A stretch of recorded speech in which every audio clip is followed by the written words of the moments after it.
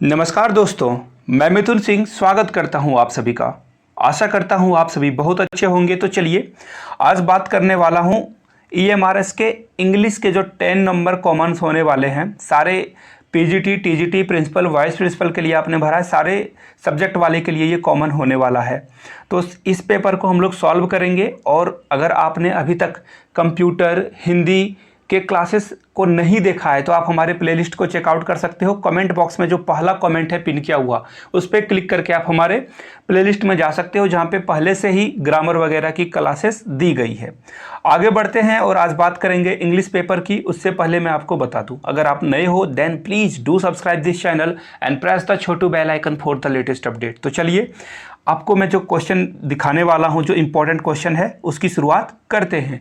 आपको देखो first question में क्या बताया गया है। जो अंडरलाइन फ्रेज है वहां पे जो ऑप्शंस दिए गए हैं उनमें से कोई एक होगा। ये ऑप्शन जो है वो है इनकरेक्ट। तो सबसे पहले आप जान लो, देखिए सबसे पहले ये क्या है, इफ आई हैड। सबसे पहले देख लो, इफ आई हैड ऐसे सेंटेंसेस जो स्टार्ट होते हैं उसे हम लोग बोलते हैं कंडीशनल क्लाउज। उसे क्या बोलते हैं? Conditional clause. और याद रखना, इस तरह के क्वेश्चन ना हमेशा इंग्लिश में पूछे जाते हैं। इंग्लिश के क्वेश्चन हमेशा ऐसे कंडीशनल क्लाउज के साथ एक ना एक दिया ही होता है।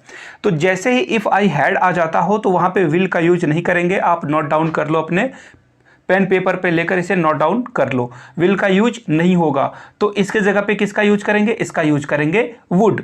यहाँ पे देखो, इस सेंटेंस को अगर हम लोग आसान हिंदी के भाषा में समझने की कोशिश करें तो क्या होगा।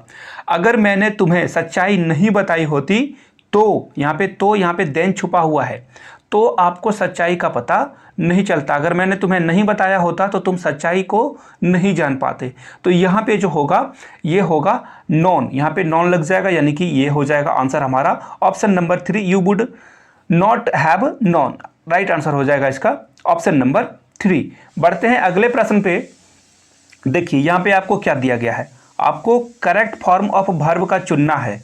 यहाँ पे करेक्ट फॉर्म जो है वो वर्ब का चुनना है। तो सबसे पहले आप जान लो, जब भी आप ऐसे एक्शन को दिखाते हो, Jim came yesterday I don't know whether he today, यानी कि यहाँ पे जो है इस तरह के सेंटेंस जब भी इस तरह से मिले, जब कोई काम प्रोसेस में हो, समझ पा रहे हो, जब कोई काम प्रोसेस में हो तो ऐसे सेंटेंसेस को हम लोग क्या करते हैं, आपको करना पड़ता है, आप उसे यूज करोगे फ्यूचर प्रोग्रेसिव टेंस में। किस में करोगे? फ्यूचर प्रोग्रेसिव टेंस में। याद रखना, मैंने शॉर्ट फॉर्म लिख दिया।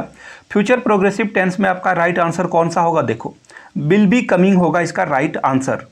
समझ पा रहे हो? ऐसे जब दो सेंटेंसेस को अरेंज करना हो तो इसका राइट आंसर होगा ऑप्शन नंबर 2। अब देखिए, मैं आगे बढ़ूं, आप लोगों को एक क्वेश्चन मैं पूछने वाला हूं, उसका राइट आंसर आप लोग कमेंट सेक्शन में बताएंगे। देखो, एक सबसे बेहतरीन वर्ड मैं आपको बता दूं, बेहतरीन सबसे क्या, FACETIOUS। इसका क्या मतलब होता है? कमेंट में सारे लोग इसका जवाब दें। देखो, ये एक ऐसा वर्ड इसलिए मैं बताऊं क्योंकि इसमें देखो सारे जो वॉवेल है ना, बिल्कुल असेंडिंग, मतलब जैसे उनके क्रम आते हैं एग्जाम में, सॉरी अल्फ़ाबेट में, वैसे आपको दिखेंगे। देखो, ए सबसे पहले EIOU, तो ये पांचों वॉवेल जो है बिल्कुल अपने जो लेटर में है उसी के अकॉर्डिंग आते हैं। तो आपको बस इसका बताना है कि ये इसका हिंदी मतलब क्या होता है, या फिर इंग्लिश में ही इसे आप एक्सप्लेन कर सकते हो। चलिए नीचे कमेंट सेक्शन में आंसर जरूर करें आप। आगे बढ़ते हैं और बढ़ते हैं क्वेश्चन नंबर 3 की ओर, और आपको बताना है करेक्ट फॉर्म जो है वर्ब का आपको फिर से चुनना है। देखो, I do not bother much about money, यानी कि मैं पैसे की चिंता ज़्यादा नहीं करता हूँ। I feeler about it all my life. देखो, इसका जो राइट आंसर होगा, देखिए जब भी इस तरह के सेंटेंस आपको मिले प्रेजेंट परफेक्ट टेंस में, तो यहाँ पे क्या होगा, आपको यूज करना होगा हैव नेवर। यहाँ पे किसे यूज करना पड़ेगा? हैव नेवर, यानी कि इसका जो राइट आंसर होगा दोस्तों वो आ जाएगा ऑप्शन नंबर 4 के साथ। आगे बढ़ते हैं और यहाँ पे आपको दिख रहा होगा, देखो सबसे पहले मैं थोड़ा सा छोटा सा एक प्रमोशन कर लूँ। जो लोग भी एकलव्य मॉडल रेसिडेंशियल स्कूल के प्रीवियस ईयर पेपर चाहते हैं वो मुझे मेल कर सकते हो yourmithunsingh@gmail.com पे। अगर इंस्टाग्राम पे हो देन डू फॉलो मी, आई मिथुन सिंह पे आप मुझे इंस्टा पे फॉलो कर लो। वहाँ भी क्वेश्चन पूछ सकते हो कि प्रीवियस ईयर के पेपर कैसे मिलेंगे। थोड़ी सी 2-3 इंपॉर्टेंट बातें शॉर्ट में बता दूँ। EMRS के प्रीवियस ईयर पेपर आपको कहीं नहीं मिलेंगे। ये DSSB के अकॉर्डिंग एग्जाम पैटर्न को फॉलो करते हुए एग्जाम कंडक्ट कराएगी EMRS की। तो आपको मैं DSSB, KBS और NBS के प्रीवियस ईयर पेपर प्रोवाइड करूंगा। और एक और बात मैं आपको यहाँ पे बता दूं, जो ऑनलाइन है ये सारे पेपर अवेलेबल हैं। आप अगर 50 से 60 पेपर डाउनलोड कर सकते हो खुद से खोज करके तो कर लो। अगर आप अपना टाइम को बचाना चाहते हो, अगर आप नहीं डाउनलोड कर पा रहे हो, तभी आप मुझे मेल कर लो yourmithunsingh@gmail.com पे, या फिर इंस्टा पे @imithunsingh पे आप मुझे फॉलो करके वहाँ पे मैसेज करके क्वेश्चन पूछ सकते हो। एक और बात, कोई अगर आपका डाउट हो, कुछ भी अगर आप मुझसे पूछना चाहते हो, ईमेल या इंस्टाग्राम पे आइए, आपको सारी इन्फॉर्मेशन दी जाएगी।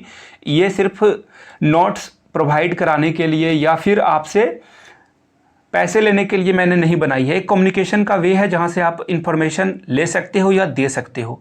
एक और बात, अगर किन्हीं को CDP के नोट्स चाहिए होंगे तो वो रिटर्न, मेरे हैंड रिटन नोट्स रेडी हो रहे हैं, आप मुझसे कांटेक्ट करके CDP के नोट्स भी ले सकते हो। चलिए बढ़ते हैं क्वेश्चन नंबर 4 की ओर। और बिल्कुल हैंडलम का क्या मतलब होता है आपको बताना है। तो सबसे पहले देखो, हुडलम का क्या मतलब होता है। तो सबसे पहले ये जान लो, हुडलम का मतलब होता है गैंगस्टर, यानी कि जो कैसा नेचर का हो, वायलेंट नेचर का हो। यानी कि ये तो सबसे पहले आंसर आपको मिल गया। लेकिन ऐसे क्वेश्चन और भी आ सकते हैं, जैसे कि गैंगस्टर है ना, आपने एक गैंगस्टर मूवी भी आई थी हिंदी में, मैंने नहीं देखा था बट उसके गाने अच्छे थे तो मुझे याद आ गया। गैंगस्टर, ये याद रखो, गैंगस्टर का भी मतलब सेम चीज़ होता है। और अगले वे में चलेंगे तो हॉलीगम, यहाँ पे भी मैं थोड़ा सा लिख दूँ, अगर आप लोगों को दिख जाए तो ठीक है, otherwise sorry for that. HOOLIGAM, इसका भी मतलब क्या होता है, वायलेंट नेचर का व्यक्ति। आगे बढ़ेंगे क्वेश्चन नंबर 5 की ओर। आपको देखो इस फ्रेज में जो एरर है उसको फाइंड आउट करना है। ये सेंटेंस एक कंप्लीट दिया हुआ है। The training program takes a form of a series of workshops for LDCs and UDCs।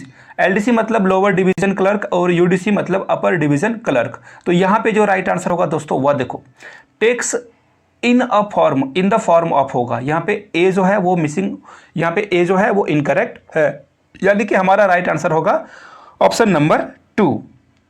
बढ़ते हैं क्वेश्चन नंबर 6 की ओर। बी बाउंड अप का क्या मतलब होता है। ये एक एडियम है और जल्द ही आपको मैं टॉप 50 एडियम की एक वीडियो ला के दूंगा जहां पे आप सारी चीज़ों को देख पाओगे। देखो, टू बी बाउंड अप मतलब क्या होता है, किसी चीज़ के साथ बिल्कुल क्लोजली जुड़ जाना। देखना आजकल के जो बच्चे होते हैं मोबाइल के साथ चिपके रहते हैं, तो माँ बोलती है कि मोबाइल में ही घुस जाओगे क्या, ऐसा देखना बहुत सारे ताने मिलते होंगे, शायद आप लोगों को भी मिलते हैं, मुझे तो मिलता ही है। तो बी बाउंड अप का मतलब होता है कि बहुत ज़्यादा बिजी हो जाना, किसी चीज़ में क्लोजली इन्वॉल्व हो जाना, यानी प्री ऑक्यूपाइड। ऑक्यूपाइड मतलब किसी चीज़ का मतलब वहाँ पे कब्जा हो जाना। जैसे कि आप अगर मोबाइल पे ही सारा ध्यान हो तो बगल में टीवी चल रहा हो, कोई गुजर गया हो सामने से, बगल में सांप आ गया हो, कुछ भी आपको नहीं पता चलेगा। यानी कि ये होगा ऑप्शन नंबर ए। और किसी और चीज़ों में भी ऐसी सिचुएशन आ जाती है जब आप लाइफ के फेज में गुजरते हो। तो बढ़ते हैं क्वेश्चन नंबर 7 की ओर। और यहां पे आप देख सकते हो, choose the word most nearly opposite in the meaning to the given word. Dusky मतलब सबसे पहले जानो होता क्या है। तो देखो डस्की मतलब होता है डिम, बिल्कुल धुंधला दिखने वाला। अब आपको यहाँ पे मीनिंग निकल गया होगा। जैसे हम लोग ना वो 10 रुपए वाले बल्ब को यूज किया करते थे, आजकल के बच्चे शायद वो बल्ब देखे भी ना। आज LDC और LED बल्ब का ज़माना आ चुका है, LDC तो नहीं बट वो LED बल्ब का ज़माना आ चुका है। तो डस्की मतलब होता है जो चीज़ बहुत धुंधला दिखता हो। तो यहाँ पे देखो वाइल्ड मतलब तो होगा नहीं, यहाँ पे आपको क्या पूछा गया, देखो अपोजिट पूछा गया है, तो इसका राइट आंसर क्या होगा, ब्राइट मतलब चमकने वाला। देखो एक बात याद रखना, जब भी आप एग्जाम में जाओ तो इन सारे चीज़ों को प्लीज़ देख लिया करो, कहाँ पे अपोजिट कहाँ पे सिनोनिम्स पूछा गया है। चलिए बढ़ते हैं आगे। अब आपको देखो अंडरलाइन फ्रेज को इंप्रूव करने के लिए बोला गया है, अगर ज़रूरत हो तो देखिए सबसे पहले मैंने तो अंडरलाइन नहीं किया है, सॉरी फॉर दैट, आपको ये करना था, लेड टू अ रेस्ट।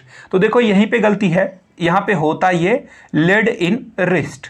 अब इसका क्या मतलब होता है, किसी को दफना देना है ना, ब्यूरी कर देना। देखो ब्यूरी मतलब किसी को दफनाना, तो जब भी किसी को दफनाया जाएगा टू के साथ ए कैसे होगा, देखो ऐसे भी ये इनकरेक्ट लग रहा है। तो ये राइट आंसर क्या हो जाएगा, ऑप्शन नंबर यहाँ पे हो जाएगा लेड।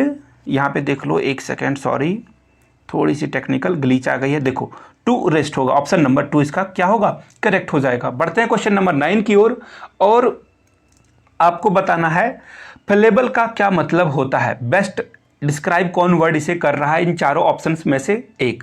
तो देखो फेलेबल मतलब होता है जिसके मिस्टेक करने के चांसेस हो, है ना। कंप्यूटर इवन कितना भी अच्छा हो फिर भी उसमें बग आ जाते हैं, थोड़ी सी इनकरेक्ट आ जाती है, फ़ोन कभी हैंग कर जाता है। तो इसका जो राइट आंसर होगा दोस्तों वह क्या होगा, option number 3, opt to make mistake और गो रॉन्ग, यानी कि वो गलत भी हो सकता है।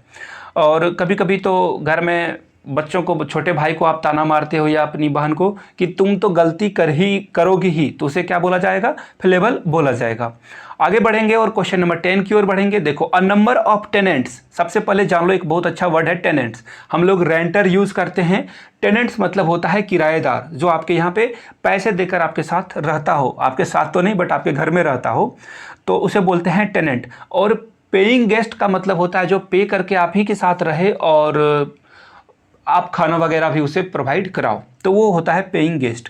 तो चलिए देखिए टेनेंट्स का मतलब होता है किराएदार। A number of tenants have been evicted for not paying the rent. अब देखो पैसे नहीं दोगे तो क्या किया जाएगा आपके साथ, आपको किक आउट कर दिया जाएगा, भगा दिया जाएगा। तो यहाँ पे इसका जो राइट आंसर होगा क्या होगा, थ्रोन आउट, यानी कि उन्हें क्या किया गया, निकाल दिया गया। कहाँ से, घर से। तो ये था। अब देखिए नोट्स चाहिए होगा किन्हीं को, मेल कर लेना yourmithunsingh@gmail.com पे। इंस्टा पे हो तो फॉलो कर लीजिए @imithunsingh पे। और एक और बात, अपना मोबाइल नंबर जरूर ड्रॉप करें ताकि आपसे कम्युनिकेशन आसान तरीके से हो पाए। आगे बढ़ेंगे और इस वीडियो को लाइक कर देना है, आपको दोस्तों तक शेयर करना है जो एकलव्य मॉडल रेसिडेंशियल स्कूल की प्रिपरेशन कर रहे हैं, जरूर उन तक इस वीडियो को पहुंचाएं। चैनल को सब्सक्राइब नहीं किया है तो सब्सक्राइब करें, और जो नन्हा मुन्ना बेल आइकन है थिन वाला उसे जरूर मोटा कर दें सब्सक्राइब करके। और कमेंट करके जो मैंने क्वेश्चन पूछा था एक बार फिर से क्वेश्चन पूछ देता हूं, आप शायद भूल गए हो लेकिन मैं नहीं भूला हूं। आपको बस इसका मतलब बताना है क्या होता है कमेंट सेक्शन में। तो चलिए कमेंट करके जरूर बताइएगा। Thank you so much. Channel को जरूर शेयर करें। Have a great day, keep learning, keep growing and most important be safe there it's pandemic time.